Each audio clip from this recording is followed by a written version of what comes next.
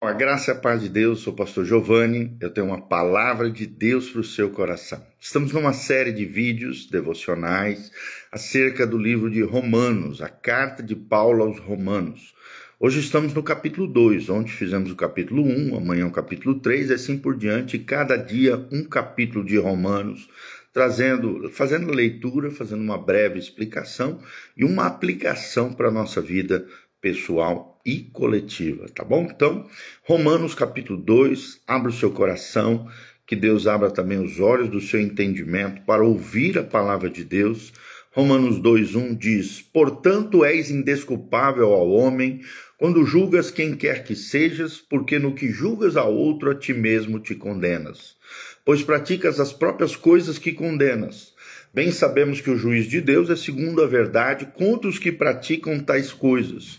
Tu, ó homem, que condenas os que praticam tais coisas e fazes as mesmas, pensas que te livrarás do juiz de Deus? Ou desprezas a riqueza da sua bondade, tolerância e longanimidade, ignorando que a bondade de Deus é que te conduz ao arrependimento? Mas segundo a tua dureza e coração impenitente, ou seja, que não se arrepende, acumulas contra ti mesmo ira para o dia da ira e da revelação do justo juízo de Deus, que retribuirá a cada um segundo o seu procedimento. A vida eterna aos que perseverarem em fazer o bem, procuram glória, honra e incorruptibilidade. Mas ira e indignação aos facciosos que desobedecem à verdade e obedecem à injustiça. Tribulação e angústia virão sobre a alma de qualquer homem que faz o mal. Ao judeu primeiro e também ao grego. Glória, porém, e honra e paz a todo aquele que pratica o bem, ao judeu primeiro e também ao grego. Porque para com Deus não há acepção de pessoas. Assim, pois, todos os que pecaram sem lei, também sem lei perecerão, e todos os que com lei pecaram, mediante a lei, serão julgados. Porque os simples ouvidores da lei não são justos diante de Deus, mas os que praticam a lei hão de ser justificados. Quando, pois, os gentios que não têm lei procedem por natureza de conformidade com a lei, não tendo lei, servem eles de lei para si mesmos. Eles mostram a norma da lei gravada no seu coração, testemunhando-lhes também a consciência e os seus pensamentos, mutuamente acusando-se ou defendendo-se. E no dia em que Deus, por meio de Jesus Cristo, julgar os segredos dos homens, de conformidade com o meu evangelho. Se, porém, tu que tens por sobrenome judeu e repousas na lei e te glorias em Deus, que conheces a sua vontade e aprovas as coisas excelentes, sendo instruído na lei, que estás persuadido de que és guia dos cegos, luz dos que se encontram em trevas, instrutor de ignorantes, mestre de crianças, tendo na lei a forma da sabedoria e da verdade, tu, pois, que ensinas ao trem, não te ensinas a ti mesmo? Tu que pregas que não deve furtar e furtas, dizes que não se deve cometer adultério e o cometes, abominas os ídolos e lhes roubas os templos, tu que te glorias na lei, desonras a Deus pela transgressão da lei, pois como está escrito, o nome de Deus é blasfemado entre os gentios por vossa causa. Porque a circuncisão tem valor, se praticares a lei, se és, porém, transgressor da lei, a tua circuncisão já se tornou incircuncisão. Se, pois, a circuncisão observa os preceitos da lei, não será ela, porventura, considerada como circuncisão? E se aquele que é incircunciso por natureza cumpre a lei, certamente ele te julgará a ti, que não obstante a letra e a circuncisão és transgressor da lei. Porque não é judeu quem o é apenas exteriormente, nem é circuncisão o que é somente na carne. Porém, judeu é aquele que é interiormente, e circuncisão a que é do coração, no espírito, não segundo a letra, e cujo louvor não procede dos homens, mas de Deus. 29 versículos, Romanos capítulo 2. Que lições preciosas podemos extrair desse lindo trecho da palavra de Deus? Se eu fosse escolher um título, seria O Julgamento Imparcial de Deus, além da aparência religiosa. E é isso que eu quero destacar, além da aparência religiosa. É interessante que no capítulo 1, Paulo descreveu a decadência moral de gentios pagãos, aqueles que vivem na prática aberta e desgovernada do pecado. E é fácil para nós, como religiosos, apontar o dedo e concordar com a ira de Deus sobre aqueles pecadores. Mas o apóstolo Paulo, cheio do Espírito Santo, faz uma virada surpreendente e profundamente desconfortável aqui no capítulo 2. Como podemos ver aqui, Romanos 2 é um checkmate teológico. Ele fecha todas as saídas e coloca cada um de nós contra o paredão. Especialmente o religioso, o moralista, aquele que se considera bom dentro do seu padrão humano. Paulo demonstra que a ira de Deus não se revela apenas contra a impiedade descarada, mas também contra a hipocrisia disfarçada de religiosidade. Primeiro ponto, primeira lição, a condenação do moralista hipócrita.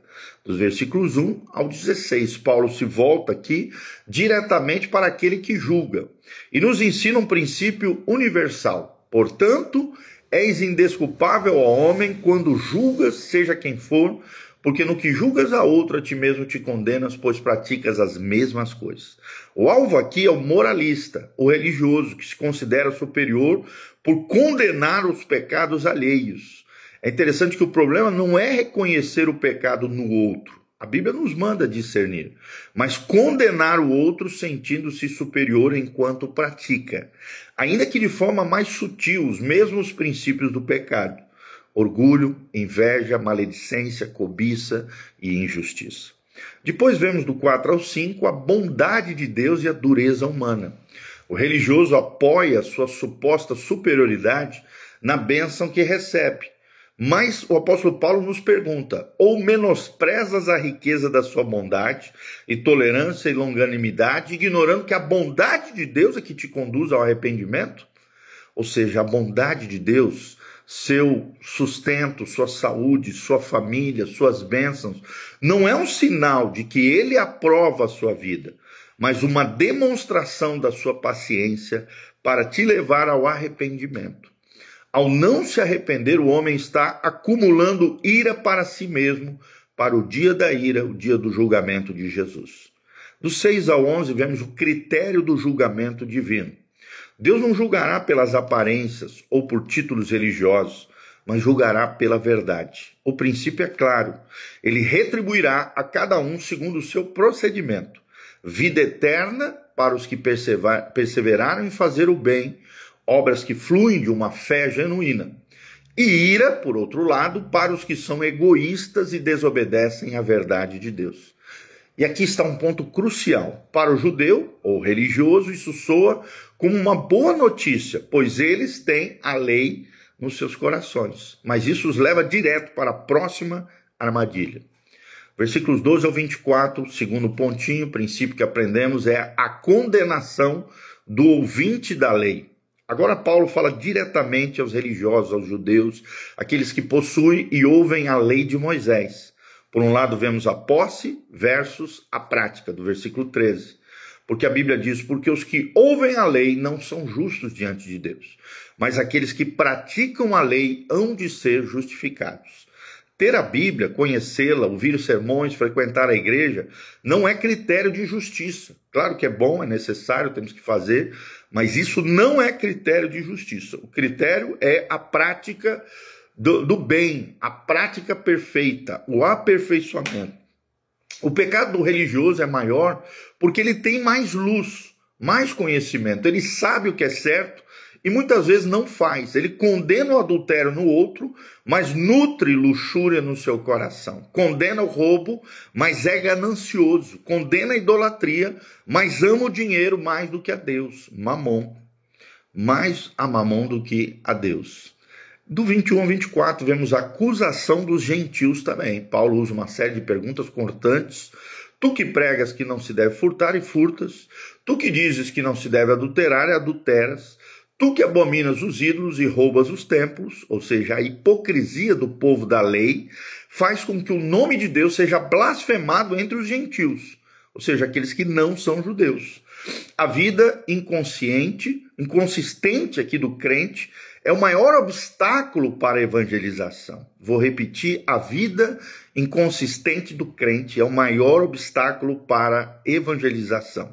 Ou seja, o mundo não rejeita o Cristo que vê na Bíblia, mas rejeita muitas vezes o Cristo que não vê na nossa vida. É interessante, eu me lembro agora das palavras do Mahatma Gandhi, ele fala, não, o cristianismo eu admiro, o Cristo dos evangelhos é maravilhoso, o problema não é Cristo, o problema são os cristãos. Aí vem a nossa terceira lição, terceiro princípio que aprendemos, a verdadeira circuncisão, do versículo 25 ao 29. Paulo aqui aborda o maior símbolo de identidade religiosa do judeu, que era a circuncisão. O sinal e a realidade, no versículo 25. A circuncisão tem valor, sim, se praticares a lei.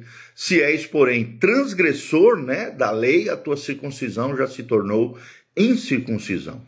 A circuncisão era um símbolo religioso, assim como o batismo, a ceia, a frequência à igreja hoje. Sem uma realidade interior de obediência e fé, não apenas é inútil, mas se torna um testemunho contra a pessoa. Do 28 ao 29, vemos a circuncisão do coração. A Bíblia nos ensina que o verdadeiro povo de Deus não é definido por marcas externas, por hereditariedade religiosa. Judeu não é quem o é apenas exteriormente, nem circuncisão o que é meramente na carne. Porém, judeu é aquele que o é interiormente, e circuncisão é a de coração, no espírito, não segundo a letra da lei. Ou seja, isso é obra do Espírito Santo. Deus não está interessado em ritualismo, mas na realidade espiritual. Não em aparência, mas na essência. Não em performance religiosa, mas em coração quebrantado e transformado pelo poder de Deus. Então, concluindo tudo e aplicando para nós hoje, Romanos 2 é um espelho que revela o hipócrita que mora dentro de cada um de nós. Ele destrói todos os pilares de orgulho religioso ou autojustiça, autojustificação. Então, em primeiro lugar, lembre-se, eu não sou pecador como aquela pessoa. Talvez você já pensou algum dia assim. E Paulo diz, você é indesculpável, pratica coisas semelhantes e julga os outros. Segundo lugar, Deus me abençoa, então ele me aprova. Já o apóstolo Paulo diz, a bondade de Deus é para levar você ao arrependimento e não para alimentar o seu orgulho religioso. Terceiro lugar, eu tenho a verdade, frequento a igreja, conheço a Bíblia. E Paulo nos confronta dizendo, ouvir a lei não o justifica. Só praticá-la perfeitamente justificaria e ninguém consegue, por isso nós precisamos de Jesus. E em quarto lugar, eu tenho as minhas credenciais religiosas. Muitos dizem assim, o batismo, a membresia, o título, a posição tal. Paulo diz para mim, para você, para nós, se você não vive isso, o seu símbolo se tornou testemunha contra você. Então o veredito está aqui, Romanos 2, nos leva ao desespero. Ele prova que tanto o pagão imoral do capítulo 1, quanto o religioso moral do capítulo 2, estão igualmente condenados diante de Deus, de um Deus perfeitamente santo, que julga os segredos dos corações. Ou seja, ninguém será justificado pelas obras da lei. E aí aqui nos faz uma ponte para o Evangelho. Há esperança para nós. A função da lei não é nos salvar, mas nos conduzir a Cristo. Gálatas 3:24. A condenação total de Romanos de 1 a 3 prepara o terreno para o grito de liberdade de Romanos 3:21 a 24. Mas agora se manifestou a justiça de Deus, que pela fé em Jesus Cristo é para todos aqueles que creem. Então, há esperança para nós. O desafio final é esse. Hoje Deus nos pergunta, em que você está confiando para ser aceito diante dele? Na sua moralidade superior à dos outros? No seu conhecimento bíblico ou cargo na igreja? Na sua frequência aos cultos ou contribuição financeira? Abandone hoje a autopromoção, a autojustiça, o orgulho religioso. Reconheça que seja qual for o seu pecado, aberto ou disfarçado, você precisa da mesma graça que o maior dos pecadores. A verdadeira religião começa quando confessamos, Senhor, tem misericórdia de mim, pecador. E encontramos descanso não na nossa justiça, mas na justiça de Cristo, que é imputada a nós através da fé.